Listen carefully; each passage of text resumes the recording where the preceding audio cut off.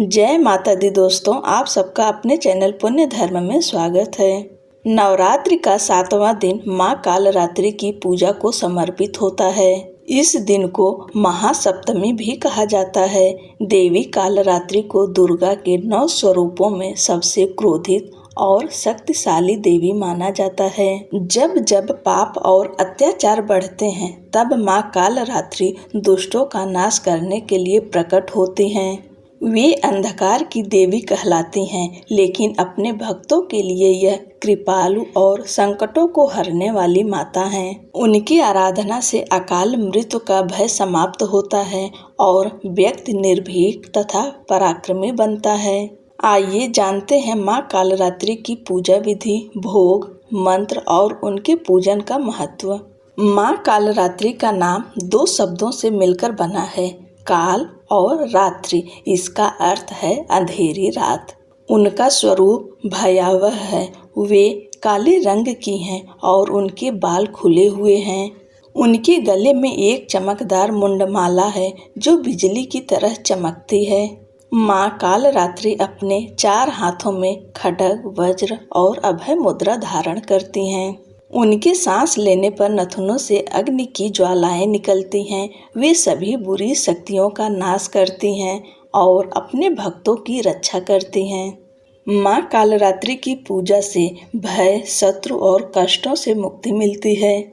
माता की पूजा करने से साहस, आत्मबल और पराक्रम बढ़ता है। देवी की आराधना से व्यक्ति सिद्धि और मोक्ष की प्राप्ति कर सकता है। माँ कालरात्रि की कृपा से अकाल मृत्यु का भय समाप्त होता है और समस्त संकट टल जाते हैं। पूजा विधि: प्रातः जल्दी उठ जाएं। ब्रह्म मुहूर्त में उठकर स्नान करके साफ स्वच्छ वस्त्र धारण करें और भगवान सूर्य देव को अर्घ्य दें। अन्य दिनों की तरह जैसे सारी माता की पूजा करते हैं, वैसे ही कालरात्रि माता की भी पूजा होगी। पूजा स्थान पर गंगा जल छिड़कें और कलश देव की पूजा करें और फिर माता को काले रंग की चुनरी चढ़ाएं, क्योंकि यह उनका प्रिय रंग माना जाता है। धूप दीप प्रज्वलित करके माँ को रोली, कुमकुम, अक्षत, पुष्प आदि अर्पित करें। माँ को सिंदूर जरूर चढ़ाएं।